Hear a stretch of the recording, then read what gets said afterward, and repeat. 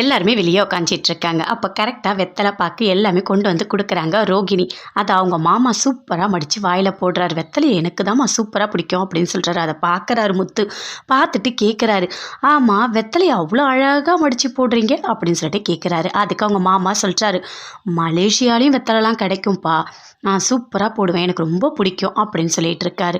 ஓ அப்படியா, சரி சரி மாப்பிள்ளை, உங்கள் வேலை எப்படி போயிட்டுருக்கு அப்படின்னு சொல்லிட்டு மனோஜை பார்த்து கேட்குறாரு. அதுவா, அது ஒன்றுமே இல்லாமல் போச்சு அப்படின்னு சொல்லிட்டு முத்து சொல்கிறாரு. என்ன சொல்கிறாரு அப்படின்னு சொல்லிட்டு மாமா கேட்குறாரு. இல்லை அது ஒன்றும் இல்லை, என்னோடய படிப்புக்கேற்ற வேலை கிடைக்கல, அதனால தான் நான் வேலை தேடிகிட்டு இருக்கேன் அப்படின்னு சொல்கிறாரு மனோஜ். ஆமாம் ஆமாம், கிடைக்கும் கிடைக்கும் அப்படின்னு சொல்கிறாரு. டேய் வாயை மூடுறா அப்படின்னு சொல்லிட்டு அவங்க தம்பியும் சொல்லிட்டாரு. அவங்க அம்மாவுக்கு ரொம்ப கோவம் வருது. இல்லை அதெல்லாம் ஒன்றும் இல்லை, அவன் நிறைய படிப்பு படிச்சிருக்கான், அதனால தான் அவனுக்கு ஏற்ற வேலை கிடைக்கவே இல்லை, அவனும் முயற்சி பண்ணிகிட்டே இருக்கான், என்னதான் இருந்தாலும் ஒரு தொடக்கம் வேணும்ல அப்படின்னு சொல்கிறாங்க விஜயா. அதை கேட்டவுடனே முத்து சொல்கிறாரு, என்னது தொடக்கம் வேணுமா அப்படின்னு சொல்லிட்டு. இல்லை அவன் கையை பிடிச்சி தூக்கி விடணும் அப்படின்னு சொல்லிட்டு. அவன் என்ன கிணத்துலையா விழுந்துட்டான், அவன் கையை பிடிச்சி தூக்கி விடணும்னு சொல்கிறீங்க அப்படின்னு சொல்லிட்டு முத்து சொல்கிறாரு. டேய் அமைதியாக இருடா அப்படின்னு சொல்கிறாங்க. மனோஜ் கிட்ட வந்து அவங்க மாமா கிட்ட பேசுகிறாரு. இல்லை எனக்கும் பிஸ்னஸ் ஸ்டார்ட் பண்ணணும்னு இருக்குது, ஏதாவது ஹெல்ப் கிடைச்சா நல்லாயிருக்கும் அப்படின்னு சொல்லிட்டு இருக்காரு. அப்போ கிட்ட வராங்க. விஜயா வந்து சொல்கிறாங்க, இல்லை அவங்க அப்பா எப்போ வருவார், அவருக்கும் பார்க்கணுன்னு ஆசை தான் அப்படின்னு சொல்லிட்டு இருக்காரு. அப்படியா, இல்லை என்னதான் இருந்தாலும் எனக்கு பிஸ்னஸ் பண்ணணும், அதுக்கு ஏதாவது பணம் வேணும் அப்படின்னு சொல்லிட்டு கேட்குறாரு. ஓ அதெல்லாம் தாராளமாக தருவார், ஒரு பிரச்சனையும் இல்லை, நான் பிஸ்னஸ் பண்ணி ஒரு 2 மாதத்தில் நல்லா வருவேன். ஆமாம் ஆமாம் 2 மாதத்தில் ஊற்றி முடிப்போம் அப்படின்னு சொல்லிட்டு முத்து சொல்லிட்டு இருக்காரு. அப்போது ரோகிணியோட மாமா சொல்கிறாரு, சூப்பராக பேசுகிறியப்பா அப்படின்னு சொல்லிட்டு. பிஸ்னஸ்னோடனே தான் எனக்கு ஞாபகம் வருது, இந்த ஆட்டு தோல் இருக்குல்லப்பா, ஆட்டு தோல், அதை எக்ஸ்போர்ட் பண்ணால் சூப்பர் காசு, என்னோடய ஃப்ரெண்டு பண்ணாப்பா நல்லா வந்தான் அப்படின்னு சொல்லிட்டு இருக்காரு. அதை கேட்ட உடனே பாட்டி அண்ணாமலை 2 பேருமே பேசிக்கிறாங்க. இவர் என்ன எப்போ பார்த்தாலும் ஆடு ஆடுன்னு சொல்லிட்டு இருக்காரு, ஒரு வேளை ஆட்டு பிரியராக இருப்பாரோ அப்படின்னு சொல்லிட்டு அண்ணாமலை சொல்லிட்டு இருக்காரு. அப்போ அங்கேருந்து அப்படியே ஓடி வராங்க ரோகிணி. அவர் அந்த பிஸ்னஸை பற்றி பேசல அப்படின்னு ரோகிணி சொல்கிறாங்க. அப்படியா சரி, அவங்க அப்பாட்ட நான் பேசுகிறேன்ப்பா அப்படின்னு சொல்லிட்டு அவங்க மாமா சொல்கிறாரு. என்ன நமக்கு சொல்லி கொடுக்காதெல்லாம் இங்கே நடக்குது அப்படின்னு சொல்லிட்டு அவங்க மாமா யோசிக்கிறாரு. ஒரு சேரை எடுக்கிறாரு, எடுத்துகிட்டு வந்து அப்படியே அண்ணாமலை பாட்டி 2 பேர்கிட்ட போட்டு உட்கார்றாரு.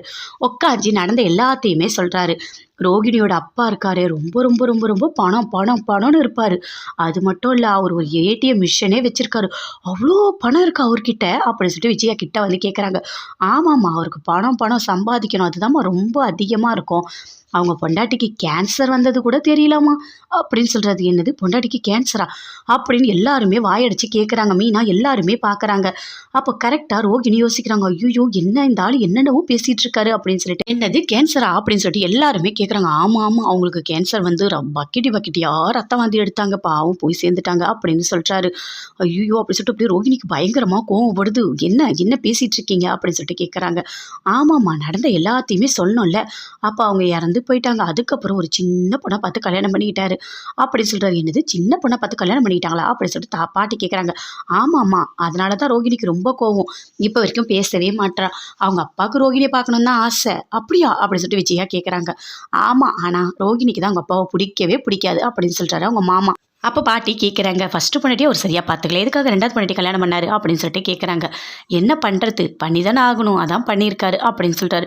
சரி இப்போ உதாரணத்துக்கு இப்போ உங்கள் வீட்டுக்காரர் இருக்கார் அப்படின்னு சொல்லிட்டு விஜயாவை பார்த்து கேட்குறாங்க. உங்களுக்கு இப்போ கேன்சர் வந்து நீங்கள் இறந்துட்டீங்க, அதுக்காக அவர் ஒரு சின்ன பொண்ணை கல்யாணம் பண்ணிட்டு வந்தால் உங்களுக்கு எப்படி இருக்கும் அப்படின்னு சொல்கிறாரு. என்ன பேசுகிறீங்க, எனக்கு கேன்சரா, எதுக்கு இப்படிலாம் பேசுகிறீங்க, ஒரு உதாரணத்துக்கு சொல்கிறது கூட என்னதான் சொல்லணுமா நீங்கள் அப்படின்னு சொல்லிட்டு விஜயா பயங்கரமாக கோவப்படுறாங்க. அந்த மாதிரி தான் ரோகிணிக்கு பயங்கர கோவம் அவங்க அப்பா மேலே, அதனால தான் அவங்க அப்பா கிட்ட பேசுறது இல்லை அப்படின்னு சொல்கிறாரு. ஐயோ கடவுளே, சரி இருங்க இதோ வரேன் அப்படின்னு சொல்லிட்டு அங்கேருந்து போகிறாங்க ரோகிணி. ஃபோன் அடிச்சோடனே அவங்க அம்மா கிட்ட பேசுகிறாங்க. அம்மா நீ நல்லா இருக்கியா, உனக்கு உடம்புக்கு ஒன்றும் இல்லைல்ல அப்படின்னு சொல்லிட்டு கேட்குறாங்க. இல்லைம்மா நான் நல்லா தான் இருக்கேன். சரிம்மா நான் இங்கே முக்கியமாக ஒரு வேலையில் இருக்கேன், அப்புறம் பண்ணுறேன் அப்படின்னு சொல்லிட்டு ஃபோனை கட் பண்ணிவிட்டு வராங்க. வந்தோடனே அவர் எல்லா கதையும் மறுபடியும் சொல்லிட்டு இருக்கிறதெல்லாம் கேட்குறாங்க. ஐயோ கடவுளே, இந்த ஆள் என்ன இப்படி பண்ணுறாரோ தெரியல, நல்லா மாட்டிப்போம் போல இருக்கே, சொல்கிறதெல்லாம் விட்டுட்டு எதோ சொல்லிட்டு இருக்காரே அப்படி சொல்லிட்டு பயங்கரமாக கோவப்படுறாங்க. இருமா ரோகிணி, எல்லா கதையும் உங்களுக்கு தெரிய வேணாமா, என்னை சொல்ல விடு அப்படின்னு சொல்கிறாரு. சரி சரி எல்லாத்தையும் சொல்லுங்கள், நாங்கள் சும்மா தான் இருக்கோம், உங்கள் கதையெல்லாம் நல்லா கேட்டுட்ருக்கோம் அப்படின்னு சொல்கிறாங்க எல்லாருமே. அப்போ சுருதி ரவி எல்லாருமே அந்த கதையை கேட்டுட்ருக்காங்க. அப்போ ரோகிணி யோசிக்கிறாங்க, இந்த ஆளை நடிக்க கூட்டிகிட்டு வந்தது தப்பாக போச்சு. இப்போ என்ன பண்ணி வச்சிருக்காரு பாரு, எல்லா கதையும் சொல்லி என்னென்னவோ கதையை சொல்லி நம்மளை இப்படி குழப்பறாரு. ஐயோ கடவுளே, இங்கே இருக்கவங்கெல்லாம் என்ன புரிஞ்சுப்பாங்களோ தெரியல, என்னென்ன கொஷின் கேட்பாங்களோ தெரியல. முத்து வேறு அப்படி நோண்டி நோண்டி கொஷின் கேட்டுகிட்டே இருப்பார். என்ன பண்ணுறதுனே தெரியலையா அப்படின்னு சொல்லிட்டு பயங்கரமாக யோசிச்சுட்டு இருக்காங்க ரோகிணி. மாமாவை பார்த்து கோவப்படுறாங்க.